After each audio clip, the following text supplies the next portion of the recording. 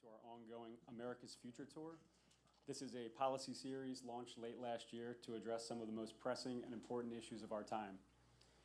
The mission of Building America's Future is to inform and empower Americans to take ownership of our country's policy direction and demand that our government at all levels enact policy reforms to improve the lives of Americans and make America's future strong. Today we are discussing lowering the cost of living.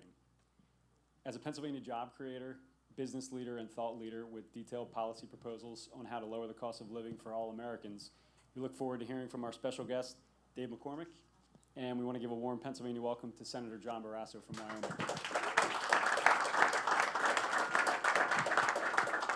And with that, I'm going to turn things over to Diversified Energy CEO Rusty Hutson for some remarks in the beginning of our program.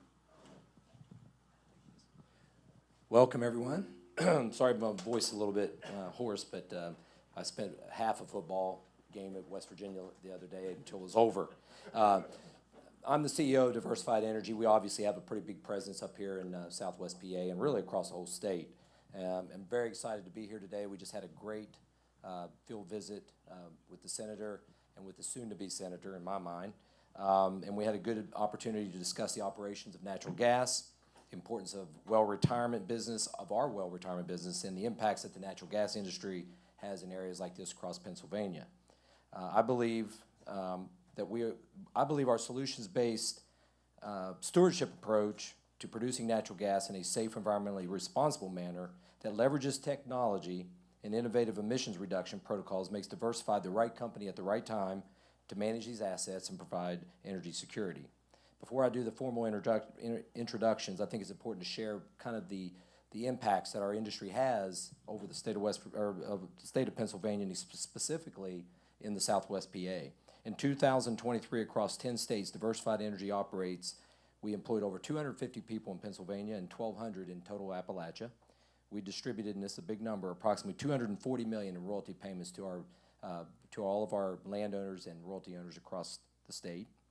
And across our company's footprint, we contributed roughly $2.1 million to our community relations, and our employees donated more than 2,800 hours of volunteerism. Our community giving supports programs such as childhood education, children and adult physical and mental health and wellness, veterans and military support, community and volunteer first responders. We every day, a lot of volunteering that our employees do on a daily basis across our footprint. I say all of this to emphasize the important role that companies like ours play in rural America. We are not just a company, we are part of the fabric of the communities that we work, where we live, and raise our families in. Now, it's my pleasure to introduce Senator John Barrasso from Wyoming and Dave McCormick today, who I believe is going to be your new senator here in the state of Pennsylvania. Senator Barrasso has been a strong advocate for energy issues in Washington, D.C. He truly understands the challenges we face. He currently serves as the third-ranking member of the Senate Republican leadership, with hopes of becoming the next majority whip in the Senate. Dave McCormick is seventh generation, that's a long, okay, man, that's a long, Pennsylvanian and West Point graduate, has a distinguished background as an Army captain and a successful businessman. We're fortunate that he aims to bring his talents and international experience to the U.S. Senate, serving the citizens of Pennsylvania. Please join me in welcoming Senator John Barrasso and Dave McCormick. Thank you. Thanks, Rusty. You guys ought to sit down for a second. Thanks, Stephen, thanks for bringing us all together. Thanks for all of you to be here. You might have lost your voice rooting for West Virginia, but most people here lost their votes rooting for the Pittsburgh Steelers last night. And I don't know if you saw President Trump in the crowd. He came in, you know, USA, great, he loved it. We talked about, I sat next to him, we talked about the fact that he was there at the McDonald's serving French fries. He never had so much fun in his life. I mean, you know, this is a guy that's had fun in the bit. This was just terrific. He loved the Steelers game, happy with the outcome, and I'm so happy that all you are here to help President Trump and help Dave McCormick. Trump's going to need McCormick in the U.S. Senate to be able to get his cabinet confirmed and all of the things that we need to get this country back on track. Because right now, only 1 in 4 Americans think the country's heading in the right direction. And it's because we've had 4 years of a punishing economy, high inflation, wide open borders. I mean, that's what people are hearing when I talk to people all around around Pennsylvania. I grew up in Reading in Berks County in the eastern part of the state, talked to friends and family there, and I know President Trump has been there, J.D. Vance is there. It's the same thing. Are you better off now than you were 4 years ago? And just people say, no, I'm not better off. And who's to blame? We know who it is. Joe Biden, Kamala Harris, and Bob Casey. Casey has been lockstep with those folks on the massive spending that brought us these high prices. He's been lockstep on the open border, all of the things that have been wrong with this country, and they have mismanaged all of it. They've mismanaged inflation, they mismanaged economy, they mismanaged American strength, they mismanaged our border, they've mismanaged where we are in foreign policy. They have mismanaged all of it, and we need to get rid of all of them. And we're gonna have an opportunity now right here in Pennsylvania to do that with regard to Kamala Harris and to do it with regard to Bob Casey. And this guy, Dave McCormick, is the right answer. You've mentioned his military background, his business background. All those things are critically important. And to me, this is the most consequential election in our lifetime. I know they say that every election, but this really is. And a couple of reasons. One is, in the Wall Street Journal calls this the $6 trillion election. Because if the Democrats get the House, the Senate, and the White House, they said what they'd do. It's going to be $6 trillion more taxes by letting a lot of the Trump tax cuts go away and adding new taxes on top of that. Whereas if we take the House, the Senate, and the White House, what we're able to do and allow people to keep more of their hard-earned money. But I think it's much more fundamental than that. Chuck Schumer, who is right now the majority leader, and why it's so critical that we get a Republican Senate, he said what they would do if they have the House, the Senate, and the White House. Number one is he said, well, we're going to have 2 new states. The District of Columbia will then become the state of Columbia, and Puerto Rico will become another state. So you have 2 new states, 4 new senators, very likely to be Democrats for a long, long time, making it much harder for Republicans to ever get the majority back in the United States Senate. The Democrats are not happy with the Supreme Court, and they said they want to put 4 new members on the Supreme Court because the Constitution doesn't say how many members the Supreme Court has. Well, you're talking about young, radical members of the court with lifetime appointments, and that would truly change the direction of the country. And then the third thing they said that they want to do, this is Chuck Schumer, if they take the House, the Senate, and the White House, what they said they want to do is get rid of voter ID across the country. You know, I think people ought to prove who they are and that they're citizens before they can vote. You get rid of voter ID, it makes it much easier to cheat and much harder for us to win. That's why this is the most consequential election, because so much is at stake, and why we need to get President Trump elected. We need to get Dave McCormick in the United States Senate. And working with Dave, I will tell you, he will work for you, he will stand with you, he will fight for you. And I'm here today to do everything I can to make sure Donald Trump and Dave McCormick get to the United States, to get to the White House, and get to the Senate come January of 2025. Thanks for all you're doing to bring our country back, to get us back on track. Dave McCormick is the guy that's going to help us get it done. Thank you. Thank you all. Rusty, thank you for a great tour. Incredible to see your assets here in southwestern Pennsylvania. Nick, thanks for being here. Our great county commissioner from Washington County, my friend Dave Ball, former chairman of the party here in Washington County. I was born in Washington County, Washington Hospital, so I always loved coming back. I didn't live here long. My folks moved to another part of Pennsylvania when I was a kid. But honored to be back here and honored to be running for the Senate, honored to be the nominee. I'm going to be honored to be the senator from Pennsylvania fighting for Pennsylvanians every day for all the reasons the senator said. Thank you, Senator, for being here. So honored to have him here. Who's a voice. People say to me, who do you want to be? Who do you want to be like when you're in the Senate? And I say, well, I'm going to be my own guy. I'm going to fight for what I believe. But some people I admire who have been great voices for strong conservative policies is Senator Barrasso right here. It's been a great, and on energy issues particularly, has been a strong voice. So thank you, sir, for coming. You know, I'm running for the reason I've got 6 daughters, and I'm worried the America we love is not going to be the America for them. And so this really isn't about my generation. I'm 59. I got more years behind me than in front of me. This is about the next generation and why this election is so consequential. And there's the skyrocketing inflation, the wide open borders, the crime, the fentanyl, the fact that our adversaries are challenging us around the world. But for this audience, just the war on fossil fuels, I think, is something that is devastating to Pennsylvania and devastating to this part of the region. And, you know, if you're a business guy, as Rusty knows, a CEO, there's 100 things you can do, but the challenge is finding the 2 or 3 things that you must do. to have a successful company. It's not on the many things you could do, it's what you must do. For Pennsylvania, energy dominance, unlocking our energy potential is the long pole in the tent. We're in decline as a Commonwealth. We're in decline. We're losing our people. Our young kids are leaving and not coming home. We don't have a growth of great paying jobs. We're missing the opportunity at lots of other places. The governor of Oklahoma, governor of Georgia, governor of Virginia, a number of governors have competed. The governor of Oklahoma, I'm jealous. Oklahoma's on fire. It's got all sorts of growth and potential because it's unlocking its energy industry. We need to do that right here in Pennsylvania. It's a completely false choice that you can have developing your fossil fuels and your energy capability, particularly natural gas, and not be great for the environment. Those two go hand in hand. Natural gas is the path to a clean environment, not only in Pennsylvania and America, but for the world. Energy innovation and technology is the starting point. We should be the dominant Commonwealth state in our country for energy innovation. We're uniquely blessed, but we can't get out of our own way. And you don't have to ban fracking to ban fracking. You just have red tape and regulations and liabilities and lack of pipeline reform, all the things you need to get that beautiful, clean natural gas out of the ground and get it to consumers around the country and around the world. So we need leadership. Bob Casey's been a complete failure as an energy senator. He's been a complete failure as a senator. He hasn't had he's voted 99% of the time, 98 with Biden and Harris, but on energy, he's been particularly bad. He supported a cap and trade program. He supported RGGI. He supported the Clean Power Plan. He supported the EPA mandate that has 70% of all light vehicles by 2032 being electric vehicles. All right, this is the reason we have sky-high prices in fuel. This is the reason we don't have a growth in energy jobs. This is the reason that we're more dependent on China for lithium batteries and solar panels. This is the reason we've lost our geopolitical strength.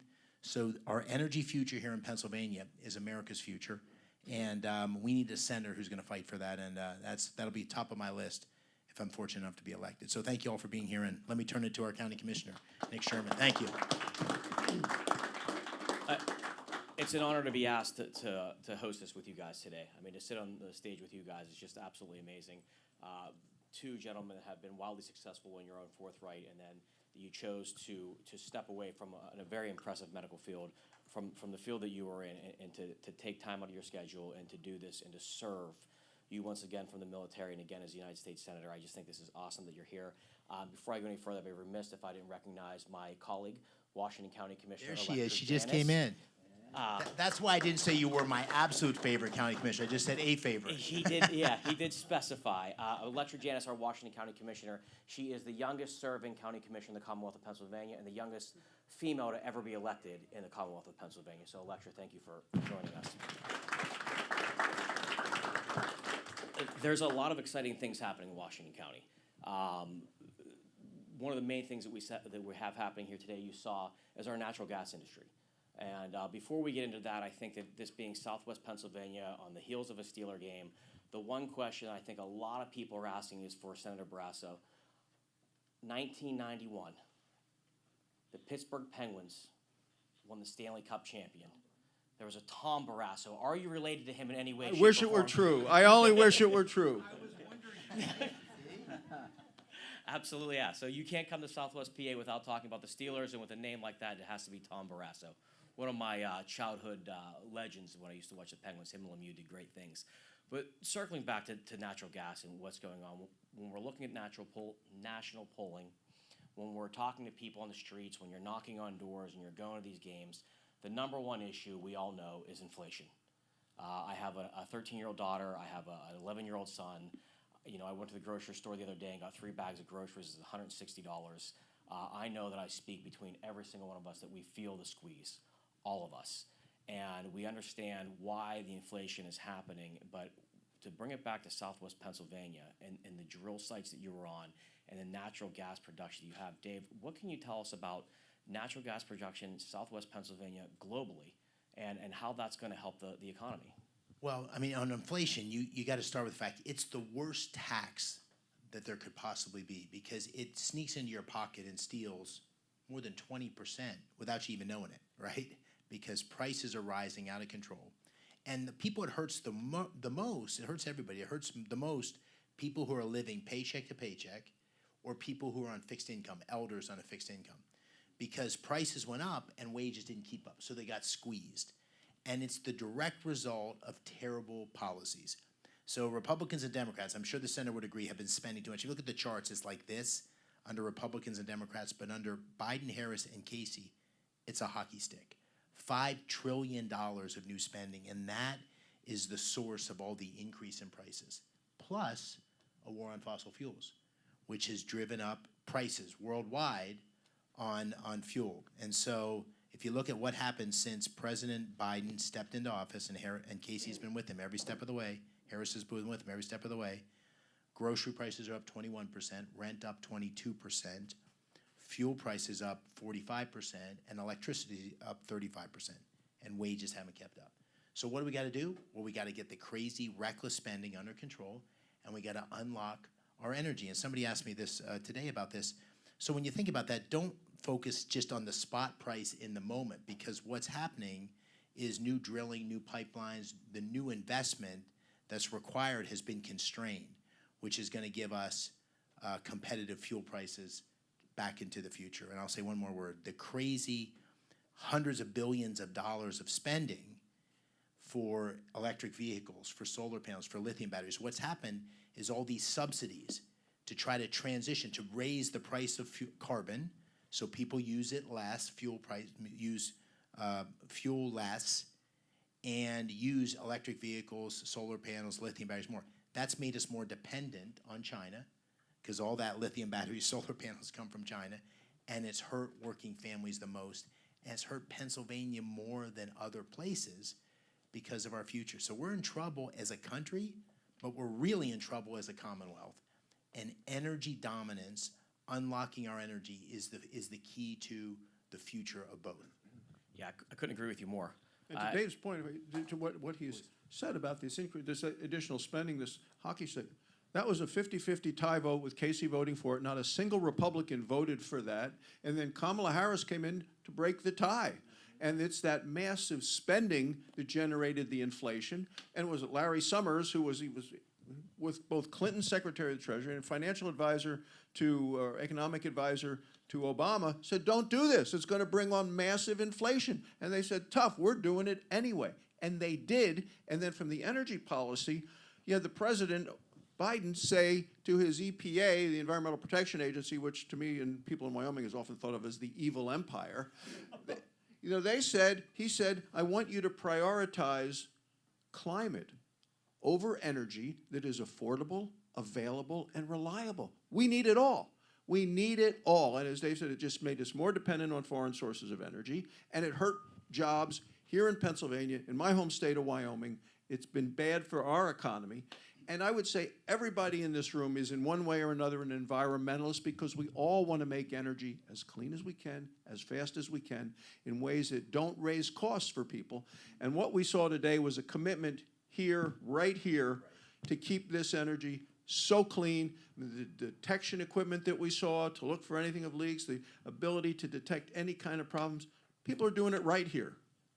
Every fall, it happens. We see it. Two things happen naturally every fall. The leaves turn colors, and the Democrats say they support fracking and natural gas. So it's it's just been this crazy anomaly that they can talk about it and say that they're against it, and go on late shows, and then all of a sudden that it's the greatest thing ever. And the interesting thing of what they've done, they're craftier than we are on the other side of the aisle. And you said it best that you can say you're not going to ban fracking, but what I'm going to do is just what we saw in Southwest PA is I'm going to choke you out with the pipelines. That we're going to have all these permits. I know the Pennsylvania DEP, we say it stands for Don't Expect Permits. So what we're talking about here is the need to have this permitting reform. And when I did my research last night, we saw that there is a champion in the United States Senate in permitting reform, and he's sitting to the left of us. So can you, Senator Barrasso, go into a little detail about this permitting reform that you've done and how you champion this with Dave McCormick and how this is going to help the United States? Sure, and I'd like to get Dave on the Energy Committee, because there are some things that you can actually try to get done in a productive way, and permitting is part of it. We've actually got a bill out of the Senate Energy Committee 15-4, which Bernie Sanders, who was on Maria Bartiromo's show yesterday morning on Fox, and I talked to Maria Saturday afternoon. She was trying to figure what to talk about with Bernie. One of the things is that he has called our permitting bill a Frankenstein monster that is terrible and is going to set back climate by 2 generations. And I call it a good start, because we need all of the energy. We need the renewables. I mean, we need the solar. We need the wind. We also need the coal, the oil, the gas, the uranium. We need all of it. So the Biden White House says, well, we like this part. We like what you've written, but we don't want it to apply to the fossil fuels. Well, we need it all. You know, with what's happening now with data centers, with AI, with the goal of the electrification, even the New York Times has said that between now and 5 years from now, the amount of energy our country is going to need would be like adding an entire new California to the grid. Well, where's it going to come from? There aren't enough solar panels and wind turbines at all to do that sort of energy. So we need it all, and we need the transmission lines to move it, and that's what this bill is about. We're not sure whether we're going to get it through this year, because the purists at the White House, we do math, we kind of do the science of it, they're singing love songs. They do not realize just the significant nature of it. If we lose anything to China, and you've talked to Xi and what he wants to, he says, whoever controls AI is going to control the future with artificial intelligence. It needs massive amounts of energy. We've had hearings about this in the Senate. They're not smarter than us. They steal our trade secrets, China does. They're not going to be able to come up with the thought process that we will, but they're going to beat us on energy, and it's going to be the energy that's going to power the supercomputers to allow them to do what they want to do, which is become the military, the economic, and the technological superpowers of the world. And that's why it's so important to get Dave into the Senate and get Donald Trump into the White House. Absolutely, yeah. Specifically, I mean, we're talking about these things, but when you look at the Biden-Harris administration, how bad it's been for natural gas, how bad it's been for Southwest Pennsylvania, how bad it's been for the state of Pennsylvania. I mean, you know, we could talk until we're blue in the face. I'm sure Dave has somewhere to go when we're talking about the Harris-Biden administration, the bad things that they've done, but specifically here in Southwest PA, and their top ally is Bob Casey. I mean, I could tell you that I grew up in this area. I lived in the South Hills of Pittsburgh. I moved back out here with my family 15 years ago. I've been a county commissioner for 6 years. I worked in the private sector as a director of a congressional office. I don't think I have ever seen Bob Casey.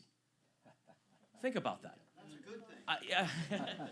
If you're going to have one, it might as well be the one that's not doing it. But you think about that. And like Nate here and from Guy's office, we're movers and shakers. We're out doing things. Our job is to be in front of people continuously, and that's what I've done for 20 years, and I've never seen him. Yeah. And so, and this is their top ally, so he's clearly not coming to Washington County. He's clearly not working for Washington County, but whatever you think of maybe the 1 or 2 things that specifically that the Biden administration and that Senator Casey is doing to negatively affect Southwest Pennsylvania and the oil industry, gas industry. Well, you know, I call him, my mom's from Punxsutawney, I call him Punxsutawney Bob. And you don't see him except every 6 years. He'll come out 6 months before the election, and he'll start waving his hands and making a lot of noise of all the things he's been focused on.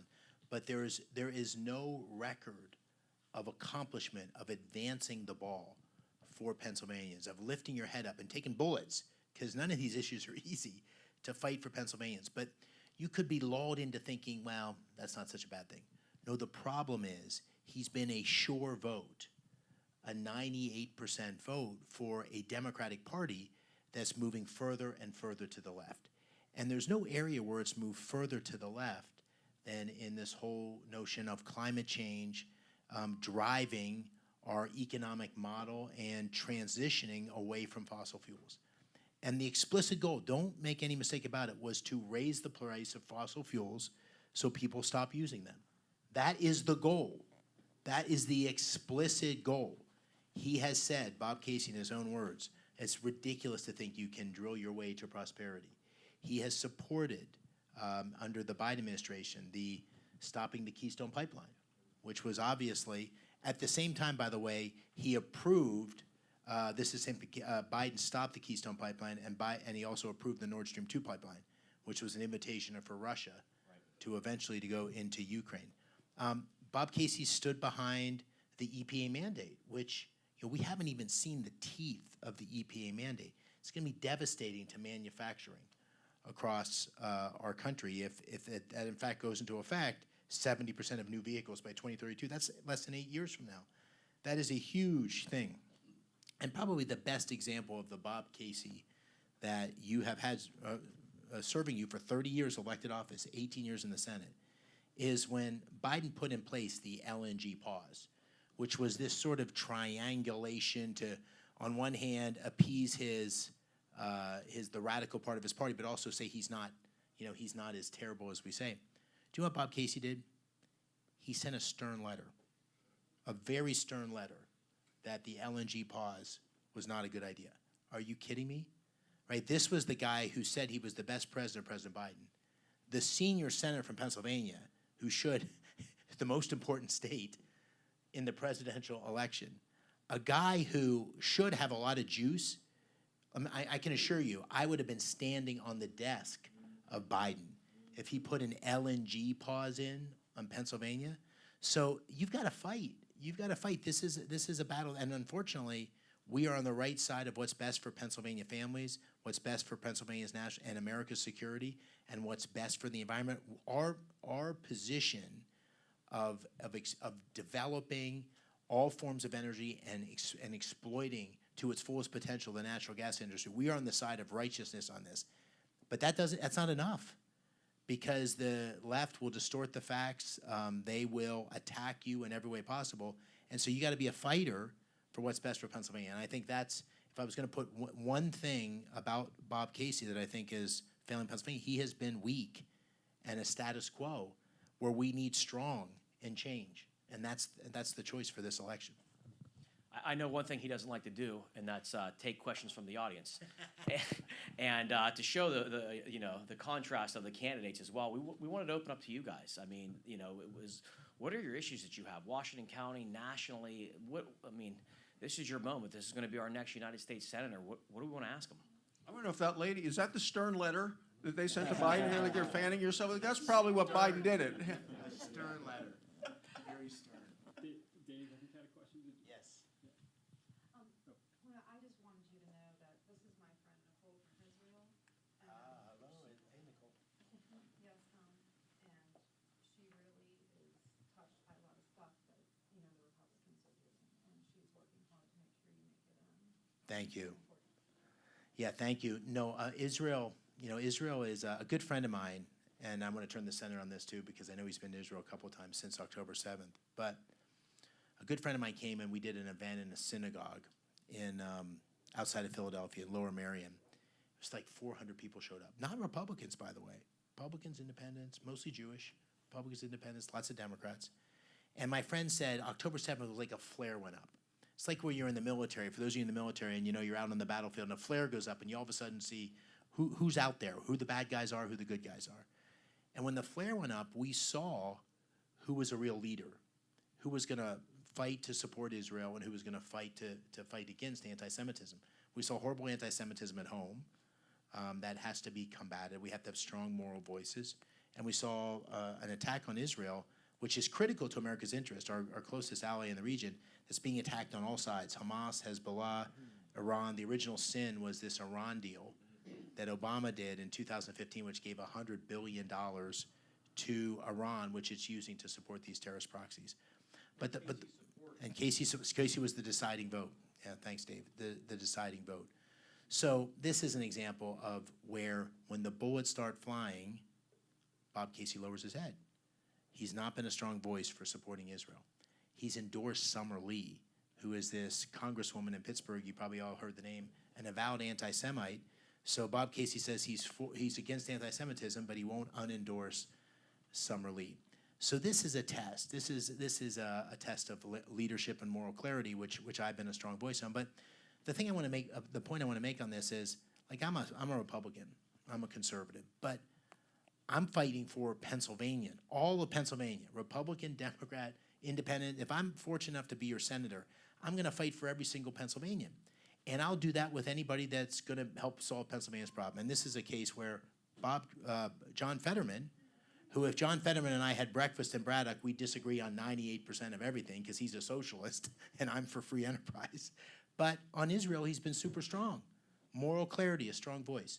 So that's what a strong voice looks like. I'm what a strong voice looks like.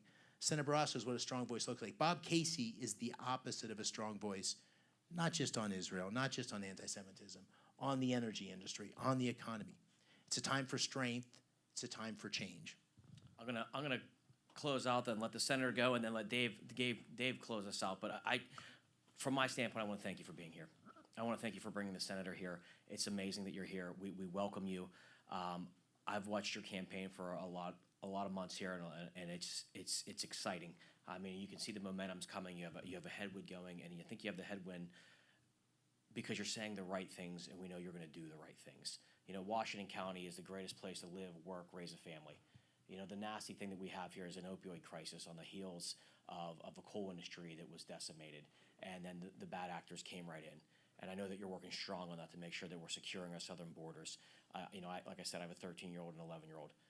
You said this is not about you. This is about your children, potential grandchildren, making the United States better than the way we left it. And I can say that there's a clear choice for me, and that's Dave McCormick. I mean, I'm so proud to stand with you. I'm so proud to endorse you. I'm just so excited to see you as our next United States Senator, and I just thank you for being here. I thank you for your commitment to your birthplace, Washington County, Pennsylvania. So with that, I thank you, and Senator, please. Well, just to add on exactly what you said, this is a guy who's going to always represent the county in which he was born, Washington County, and never the city in which we're going to send him to go to work, Washington, D.C. This is the guy. He's the real thing. I'm just here out of appreciation, admiration, and respect for you, your leadership, your history, your background, and the future, which I think is very bright in representing Pennsylvania when we get to send you to Washington. Thank you. Thank you, Senator. Dave, you're not done. Yeah, You're not done. I'm not done. No, I said who had questions. Everyone sat here and looked at me. Then they hand me questions. David Taylor, sorry. So one of the things we need help with is that during the Biden-Harris administration, there's been absolute overkill when it comes to just new regulations, an absolute onslaught. How can we get a hold of that? Especially, how can we get a hold of the bureaucracy so that it actually listens to our elected officials? Yeah, well, listen, Dave and I have a common hero in Ronald Reagan. When Ronald Reagan came into office in 1980, a huge part of his economic plan was deregulation, and that's why the economy came on fire. When President Trump came into office, he had a huge focus on deregulation. He put in place a policy which for every new regulation, you had to eliminate 2, which is so commonsensical. And when I go across our Commonwealth, what's dairy farms, I went to a cosmetology school the other day, teach people how to cut hair and give facials and stuff like that. I said, what's your biggest problem? She said, let me show you something. She pulled out the regulations. The regulations that they have in this industry, off the charts. The regulation in the fracking industry.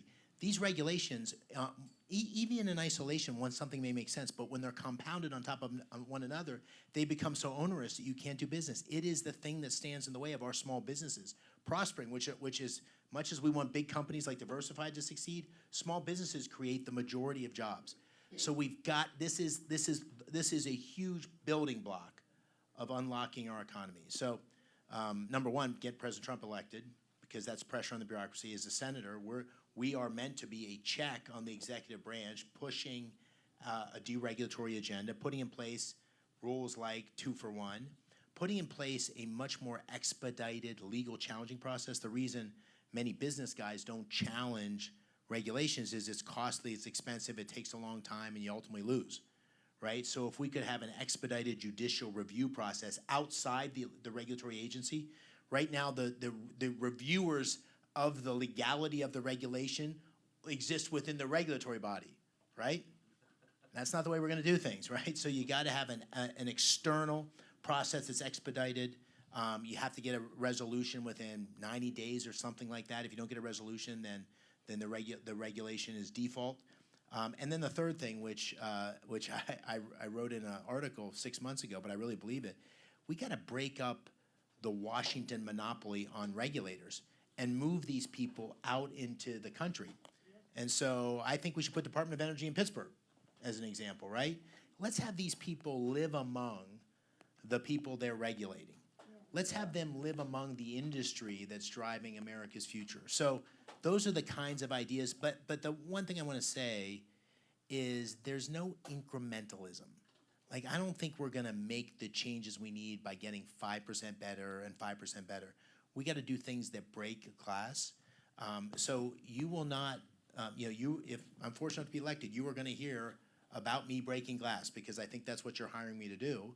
And we need to change the bureaucracy, we need to change the direction of our country, we need to fix the economy, we need to secure the border, we need to unlock our energy. You can't do those things with incremental changes. You gotta make big changes, and being a colleague with this guy, I'm confident we can do that. It says Mike from Angela's Restaurant. Michael Passalacqua, I assume. Hey, Michael, how are you? Great. Hey, I just want to know where it all stands right now, where you think the race is, and what do you need to get across the finish line? Can I tell you a secret? Can't leave this room. I think I'm gonna win, okay? And here's why. Here's why. All the polling says it's tied. There was a big announcement today where the Cook Report, which is the group that analyzed all these races, just switched it from a lean Democrat to a toss-up. And so we are now in a race that's clearly winnable. Clearly we have the momentum. But the reason I think we have the momentum is, number one, the more Pennsylvania, and President Trump has the momentum too, the more people see Kamala Harris, in her own words, this is not somebody else saying it, the more they recognize that she is an extreme San Francisco liberal who's out of touch with Pennsylvania. That's just, you make your own judgment, but I don't think there's any other judgment to be drawn by looking at her in her own words. The second thing, the more they see of Bob Casey, because he's had to come out of his hole for this election, the more they realize that he is a sure vote for that radical liberal agenda, and he represents the status quo. And the more they see of me as a business guy, an outsider, a West Point guy, a combat vet, someone who's new to politics, the more they see is change. And if the race is about change and status quo, we win. And that's why I think we've closed the gap and the momentum is with us. Amen. Thank you. Amen. If that, thank you for being here. Close us out, please. Well, I'll close out just very briefly with gratitude. Thank you all for being here. I know it takes a lot to sort of jump out of your normal days to be at something like this, but the issue we're talking about here, the future of Pennsylvania, the future of energy, is the future of Washington County. So thank you for that. And I'll just end with a story, which is when I was thinking about running, I went to West Point. I graduated almost 40 years ago now, 37 years ago. My brother went right after me. So for 8 years in a row, my parents went to West Point 7-8 times a year.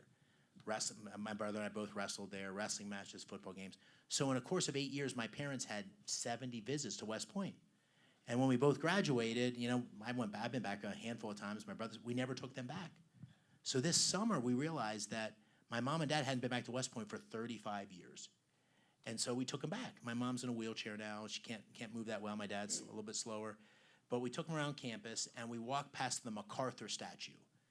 And for those of you who remember, MacArthur was one of the most famous generals in history, but he gave a famous speech right before he died, and it's etched in the granite under his statue, and it says something like this: duty, honor, country. Those three hallowed words reverently dictate what we ought to be, what we can be, what we will be. They are your rallying point to build courage when courage seems to fail, to regain faith when there seems little cause for faith, to create hope when hope becomes forlorn. And this was right when I was deciding what to do, and it tipped me to be, I want to do this. I want to do this. Because we're in a moment where there's not enough courage in public life. We do not see enough. We see it from guys like this, but there's not enough of it to take our country back in the right direction. And where people are losing faith. They're losing hope that the America that we've loved is going to be there for them. But MacArthur talks about that rallying point. That's the place in the military where you step back, you reset the mission, you get the compass, and you go back on offense. This election's a rallying point. It's the chance to get our country back on track. It's a chance to get back on the mission of the American dream for every one of our kids, the America we all love. And I'm honored to have this guy with me, honored to be with all of you, and thank you for a great day. Thank you.